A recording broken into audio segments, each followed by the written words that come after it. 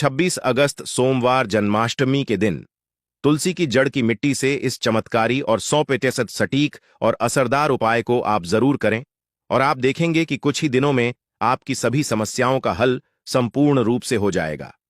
दोस्तों, कई 1000 वर्षों बाद 26 अगस्त सोमवार को बहुत ही दुर्लभ और दिव्य संयोग बनने जा रहा है, क्योंकि इस दिन जन्माष्टमी के पावन पर्व के साथ साथ राजयोग, अमृत सिद्ध योग और साथ ही धन लक्ष्मी जैसे कई योग बन रहे हैं और इस दिन भगवान श्री कृष्ण सबसे अधिक प्रसन्न होने वाले हैं।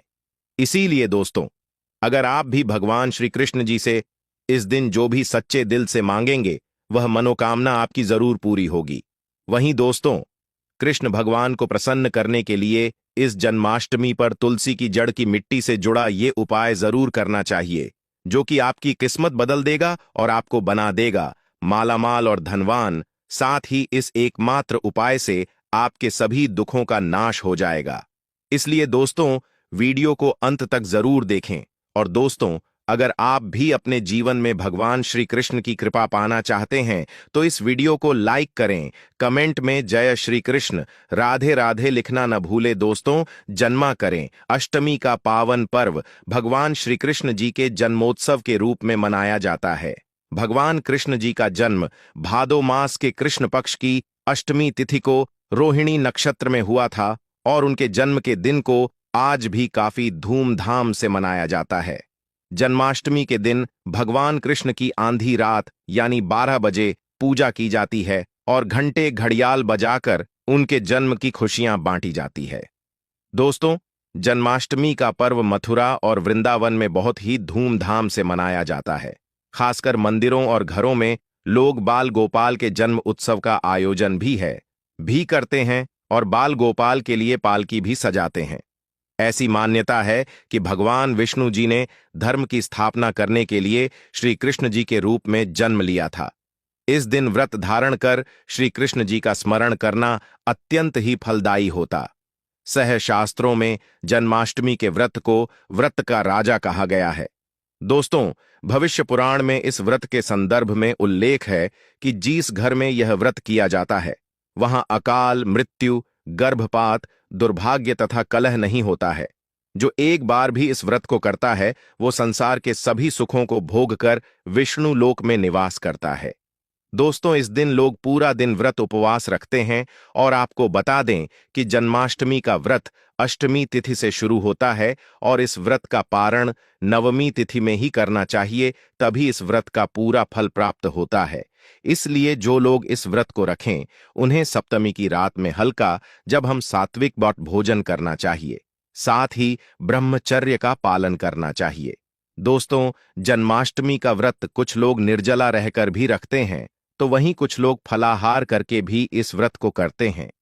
दोस्तों, जन्माष्टमी के दिन प्रातःकाल जल्दी उठकर स्नान आदि करके स्वच्छ वस्त्र धारण करें।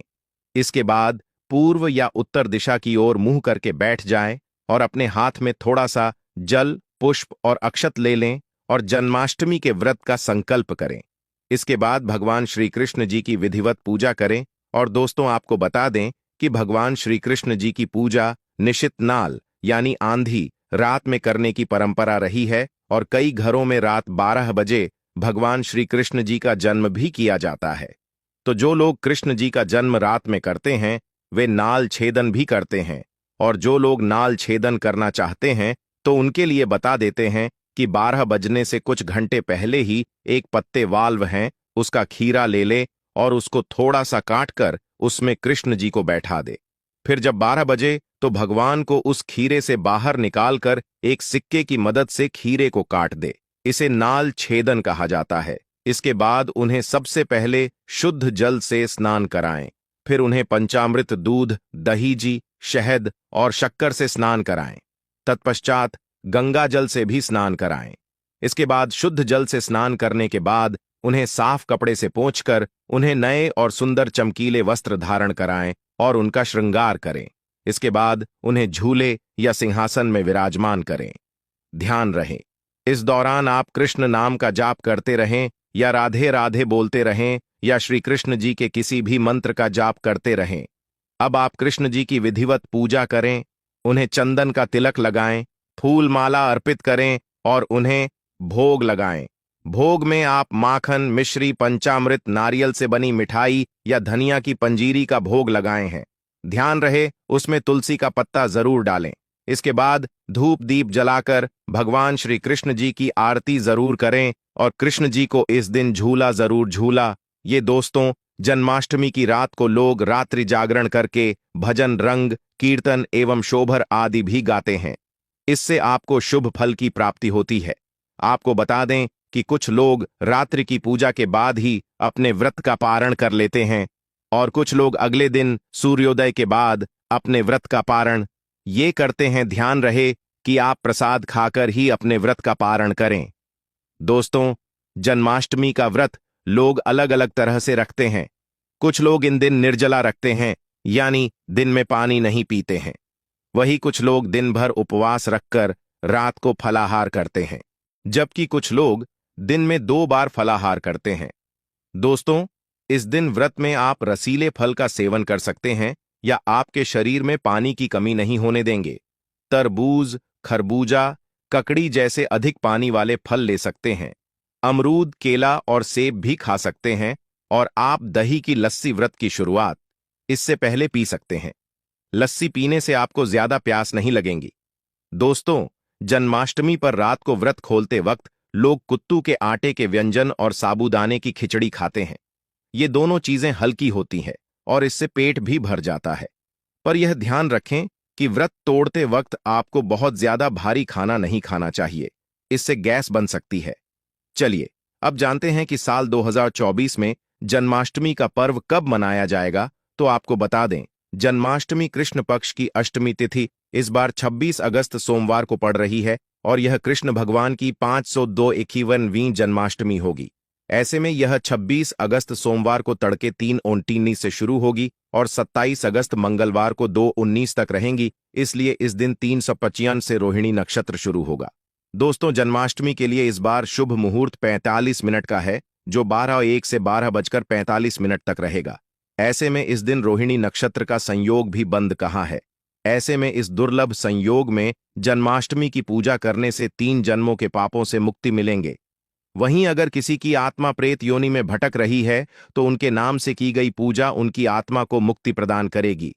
इस दिन का व्रतनी संतान को भी संतान का सुख देने वाला होता है। ऐसे में इस बार जन्माष्टमी का व्रत करना अपनाना भूले। साथ ही जो इस व्रत को शुरू करना चाहते हैं तो इस बार उनके लिए यह सबसे अच्छा मौका है भगवान श्री कृष्ण की कृपा पाने का। ऐसे में वह भी इस बार व्रत को शुरू कर सकते हैं। तो दोस्तों आइए, अब आप जानते हैं तो असली की जड़ की मिट्टी के चमत्कारी उपाय। दोस्तों, तुलसी न केवल एक पौधा है बल्कि तुलसी देवी है। सनातन धर्म में तुलसी, गाय और पवित्र नदी को मां का दर्जा दिया जाता है। जैसे कि गंगा मां कहा जाता है, गाय को गौ माता कहा जाता है, उसी तरह तुलसी को तुलसी मैया कहा जाता है। तुलसी के हर पत्ते में साक्षात भगवान श्री विष्णु का वास समझा जाता है। इस धारा पर जो भी देवता मानव रूप में वितरित हुए, उनमें से हर एक ने माता तुलसी की पूजा जरूर की है।